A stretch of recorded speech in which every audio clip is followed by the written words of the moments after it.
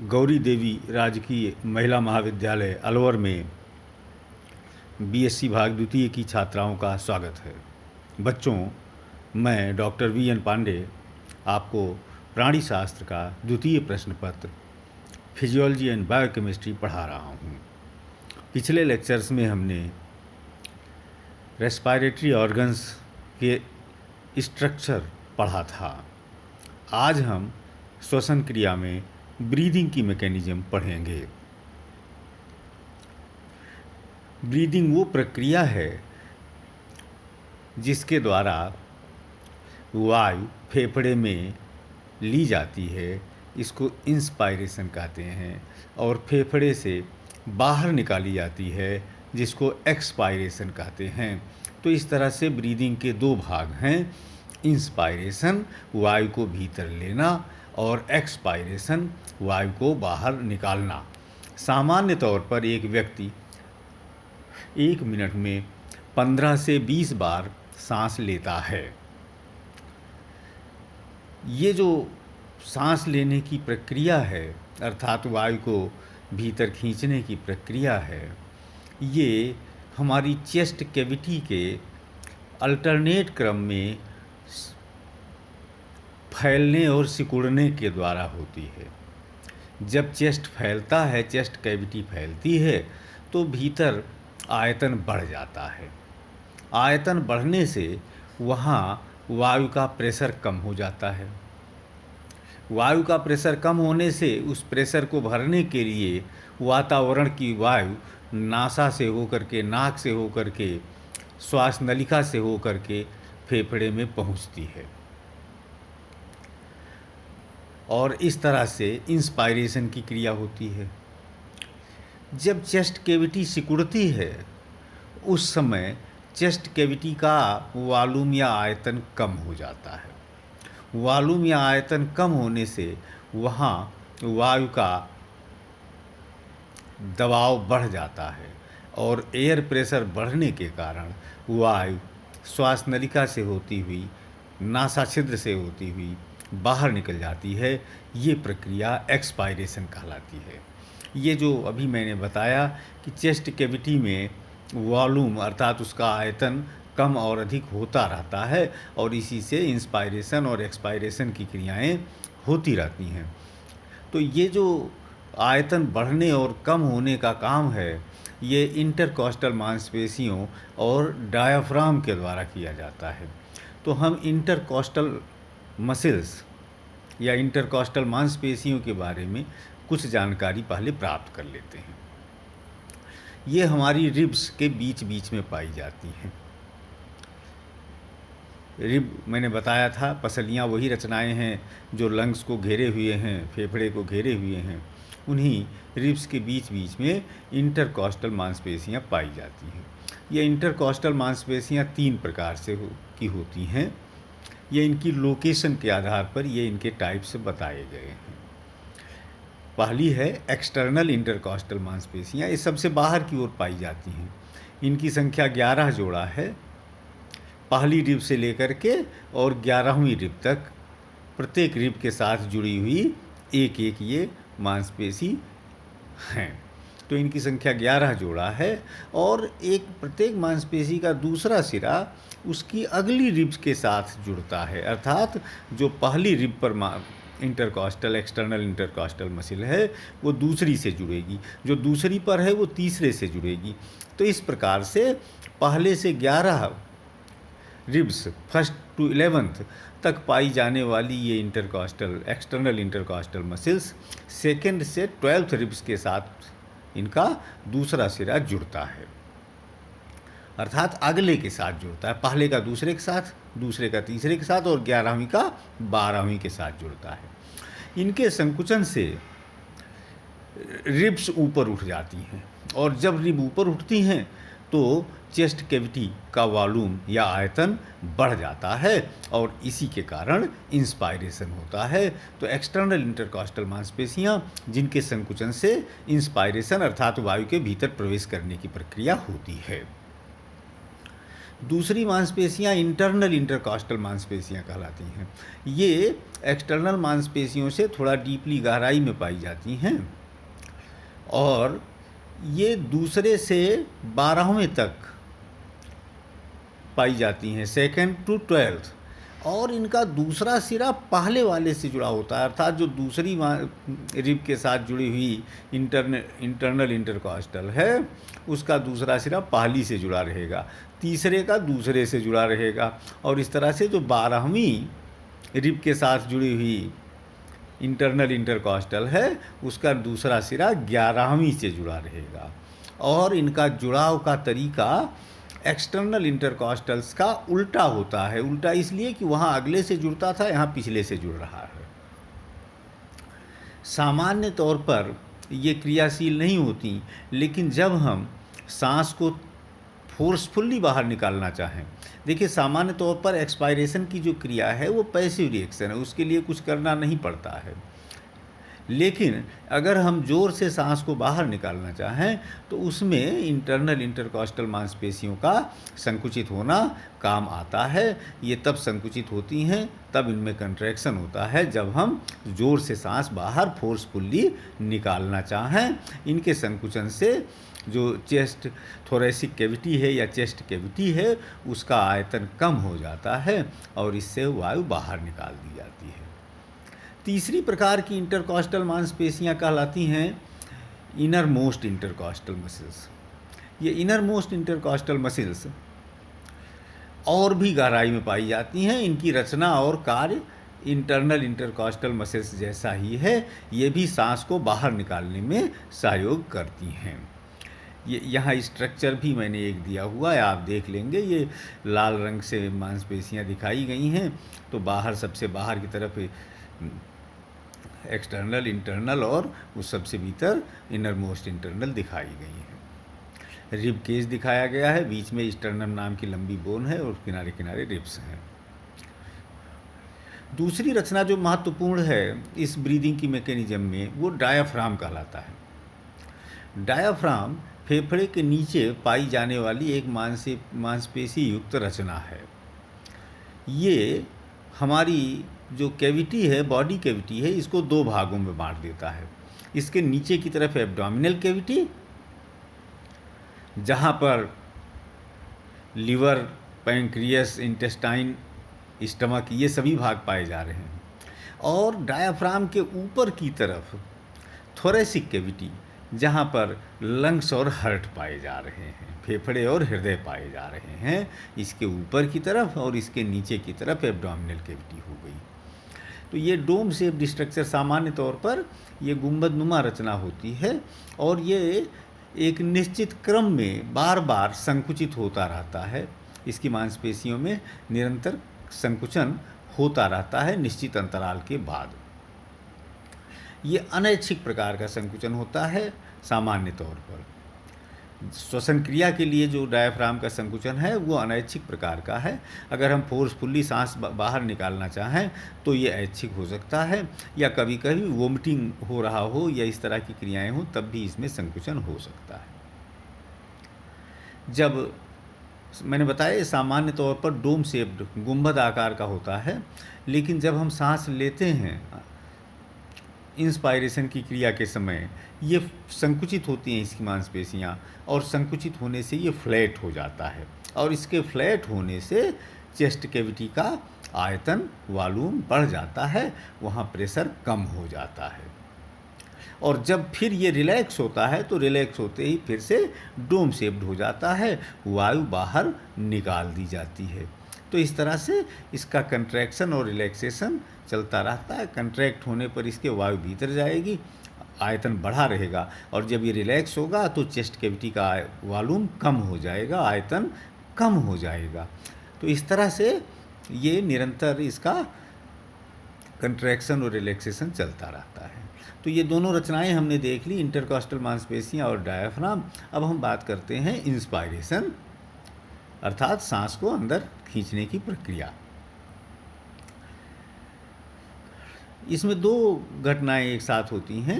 एक तो डायाफ्राम की मांसपेशियों में संकुचन होता है, तो इससे जो गुंबदनुमा डायाफ्राम है, उसकी उभरी हुई, जो गुंबद जैसी उभरी हुई सरफेस है, वो नीचे दब जाती है, ये फ्लैट हो जाता है और उतना वॉल्यूम, उतना आयतन चेस्ट कैविटी का बढ़ जाता है।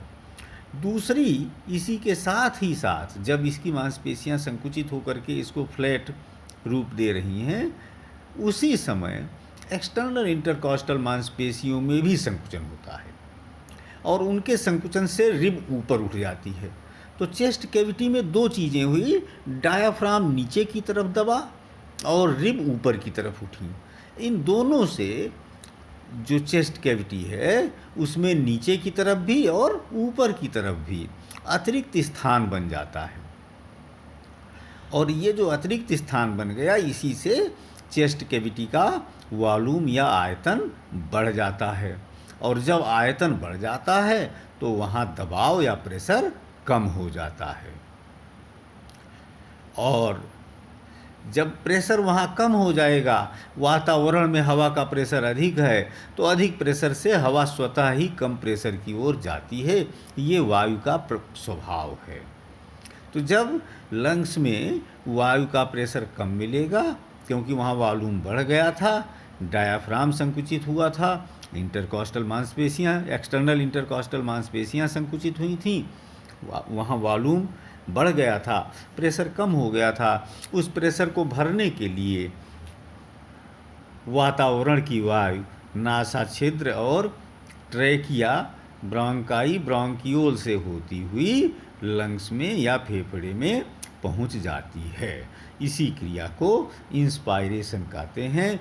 ये एक्टिव प्रोसेस है क्योंकि इसमें दो अंगों की मांसपेशियों में संकुचन हो रहा है, कंट्रैक्शन हो रहा है। वो दो अंग कौन से हैं? रिब की मांसपेशियाँ और डायाफ्राम की मांसपेशियाँ। दूसरी क्रिया है एक्सपायरेशन। इंस्पायरेशन के तुरंत बाद एक्सपायरेशन होता है। जो मांसपेशियाँ संकुचित हुई थीं वो देर तक संकुचित अवस्था में नहीं रहती, वो रिलैक्स होने लगती हैं। तो जब एक्सटर्नल इंटरकॉस्टल मांसपेशियाँ रिलैक्स होती हैं तो रिब अपने मूल स्थान पर, जो ऊपर उठ गया था रिब केज, वो रिब केज अपने मूल स्थान पर पुनः चला जाता है। और जब डायाफ्राम की मांसपेशियाँ रिलैक्स होती हैं तो डायाफ्राम जो फ्लैट हो गया था वो फिर से डोम शेप्ड या गुंबदनुमा हो जाता है। और इन दोनों प्रक्रियाओं से चेस्ट कैविटी अपनी सामान्य अवस्था में आ जाती है। जो बढ़ा हुआ उसका वॉल्यूम था, आयतन था, वो आयतन कम हो जाता है और इसके कारण वहाँ पर वायु का प्रेशर, एयर प्रेशर बढ़ जाता है। वातावरण की तुलना में अब वो एयर प्रेशर लंग्स में अधिक हो गया और जैसा अभी मैंने बताया था कि वायु अधिक दबाव से कम दबाव के क्षेत्र की तरफ जाती है, तो इसके कारण लंग्स से वायु निकल जाती है। ब्रोंकाई, ट्रेकिया से होती हुई, नासा छिद्र से होती हुई वायु बाहर चली जाती है। तो इस तरह से ये एक्सपायरेशन की प्रक्रिया हुई, जो कि एक पैसिव प्रोसेस है। इसमें मांसपेशियों का संकुचन नहीं बल्कि रिलैक्सेशन होता है, जबकि इंस्पायरेशन एक्टिव प्रोसेस है क्योंकि उसमें मांसपेशियों का कंट्रैक्शन होता है, संकुचन होता है।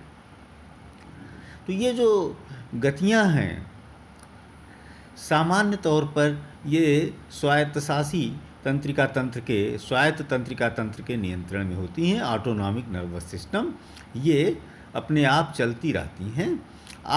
कोई भी व्यक्ति सांस लेने की गति को बढ़ा सकता है या कम कर सकता है या बहुत कम समय के लिए सांस को रोक भी सकता है, लेकिन लंबे समय तक नहीं रोक सकता क्योंकि ये स्वायत्त नियंत्रण में है और ये स्वतः ही 1 मिनट 2 मिनट जितना अभ्यास हो उसके बाद फिर से अपने आप ये गतियाँ प्रारंभ हो जाएंगी। इंस्पायरेशन और एक्सपायरेशन की क्रिया होने लगेगी। इनको बहुत सीमित स्तर तक ही हम नियंत्रित कर सकते हैं।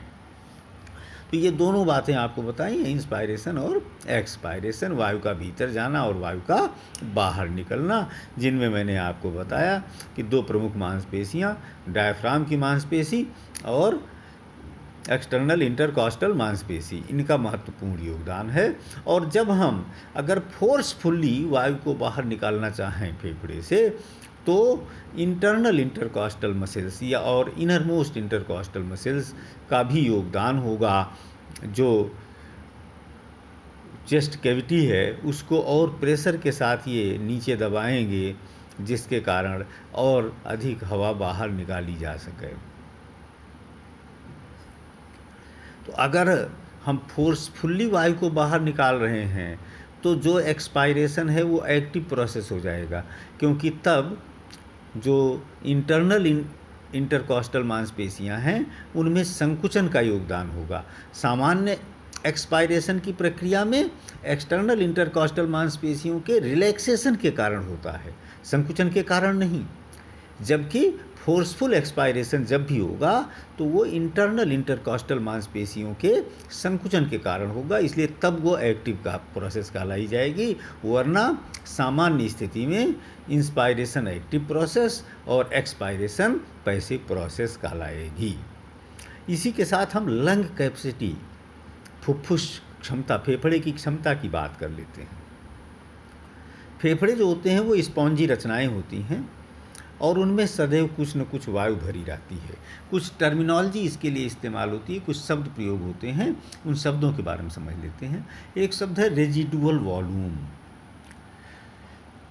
फेफड़े में कैसी भी स्थिति हो, जो जीवित व्यक्ति है उसके फेफड़े में 1200 ml 1200 ml हवा सदैव भरी रहती है। ये वो हवा है जिसको निकाला नहीं जा सकता। कितनी भी ज़ोर से आप सांस बाहर छोड़ें, 1200 ml हवा एक सामान्य स्वस्थ व्यक्ति में हमेशा फेफड़े में रहेगी जब तक वो व्यक्ति जीवित है। तो इस हवा को, इस वायु को रेजिडुअल वॉल्यूम कहते हैं। ये रेजिडुअल वॉल्यूम है जो किसी भी हालत में जीवित अवस्था में फेफड़े से नहीं निकाली जा सकती है। इसकी मात्रा 1200 ml 1200 ml 1200 ml है। दूसरी टर्म इस्तेमाल होता है एक्सपायरेटरी रिजर्व वॉल्यूम।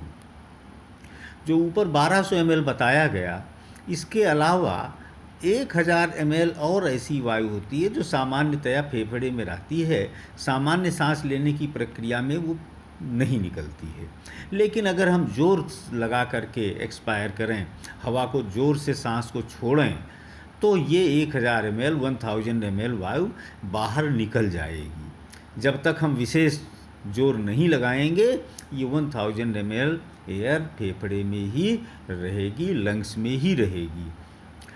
इसको यद्यपि ये रिजर्व है, लेकिन इसको निकाला भी जा सकता है। इसको एक्सपायरेटरी रिजर्व वॉल्यूम कहते हैं। इसकी 1000 ml मात्रा है। तीसरा टर्म आता है फंक्शनल रेजिडुअल कैपेसिटी। ऊपर जो दोनों रेजिडुअल और रिजर्व हमने बात की, रेजिडुअल 1200 ml और रिजर्व 1000 ml, इन दोनों को जोड़ दें तो मैंने बताया ये 2200 ml 2200 ml होगा। 1000 + 1200, ये 2200 ml एयर सामान्य मनुष्य में सामान्य तौर पर फेफड़े में निरंतर रहती है। इसको फंक्शनल रेजिडुअल कैपेसिटी कहते हैं। इसी के कारण फेफड़े हमेशा प्रसारित अवस्था में, फूली हुई अवस्था में रहते हैं, पिचकने नहीं पाते हैं। अगर ये हवा निकल जाए तो फेफड़े पिचक जाएंगे, लेकिन ये सामान्य तौर पर फेफड़े में रहती ही है। और इसमें से 1200 ml जो कि रेजिडुअल है, वो तो कभी भी नहीं निकलती, जैसा मैंने पहले बताया। तो 1200 + 1000, ये 2200 ml जो एयर है, ये functional residual capacity of the lungs कहते हैं। तीसरा टर्म आता है इंस्पायरेटरी कैपेसिटी। सामान्य स्वस्थ व्यक्ति अगर गहरी सांस खींचता है तो वो 3000 ml हवा वायु अंदर खींच सकता है। सामान्य स्वस्थ व्यक्ति अगर गहरी सांस खींचे तो 3000 ml एयर अंदर खींच सकता है, भर सकता है। उस 2200 के अलावा, जो 2200 ऊपर बताई उसके अलावा हर बार गहरी सांस खींचने में 3000 ml वायु अंदर ली जाएगी। इसी को इंस्पायरेटरी कैपेसिटी कहते हैं, अर्थात इंस्पायरेशन में कितनी वायु अंदर खींची जा सकती है, ली जा सकती है। एक और टर्म है टाइडल वॉल्यूम। जो 3000 मैंने बताया 3000 ml एयर ले रहे हैं अंदर, उसमें से वास्तव में मात्र 500 ml एयर ही, 500 मिलीलीटर हवा ही गैसीय आदान प्रदान में भाग लेती है। तो इस 500 ml वायु जो कि गैसियस एक्सचेंज में भाग ले रहा है उसको टाइडल वॉल्यूम कहते हैं। और 3000 में से 500 ने तो गैसीय आदान प्रदान में भाग लिया, बचा 2500, 2500 बच गया। उस 2500 ml एयर को इंस्पायरेटरी रिजर्व वॉल्यूम कहते हैं। 2500 ml इंस्पायरेटरी रिजर्व वॉल्यूम। तो जो 3000 था टोटल इंस्पायरेटरी कैपेसिटी, उसके दो भाग हो गए, 500 ml तो टाइडल वॉल्यूम हो गया और 2500 ml हो गया इंस्पायरेटरी रिजर्व वॉल्यूम। अब बात कर लेते हैं टोटल लंग कैपेसिटी की। अगर पूरी तरह सांस खींची हुई है तो लंग्स में कुल 5200 ml वायु उपस्थित हो सकती है। कुछ नहीं, ये ऊपर की सारी संख्याएं जोड़ लें। जो 1200 रेजिडुअल कैपेसिटी थी, 1000 एक्सपायरेटरी रिजर्व वॉल्यूम था और 3000 इंस्पायरेटरी कैपेसिटी थी। इन तीनों को जोड़ करके 5200 ml आता है। इसी को टोटल लंग कैपेसिटी कहते हैं। इसी को टोटल लंग कैपेसिटी, फेफड़े की कुल क्षमता, इसी को कहते हैं। और एक शब्द और आता है वाइटल कैपेसिटी। जो 3000 ml इंस्पायरेटरी कैपेसिटी है और 1000 एक्सपायरेटरी रिजर्व वॉल्यूम, दोनों मिला करके 4000 ml है। ये वो वायु है जिसको हम बाहर निकाल सकते हैं फेफड़े से। इसके अलावा 1200 ml, 1200 ml उसको निकाल नहीं सकते हैं।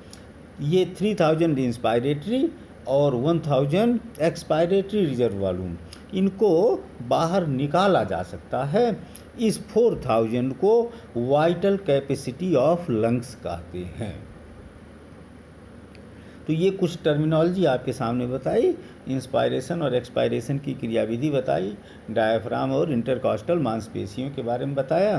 कोई अगर समझ में नहीं आ रहा हो, कहीं कोई संदेह हो, कुछ भी डाउट्स हों, तो आप मुझे बताएंगे। आप मुझे व्हाट्सएप पर बता सकते हैं या इवन टेलीफोन करके भी बता सकते हैं। आगे हम चर्चा करेंगे हीमोग्लोबिन की रचना की, क्योंकि गैसीय आदान प्रदान में हीमोग्लोबिन का महत्वपूर्ण योगदान होगा। थैंक यू बच्चों।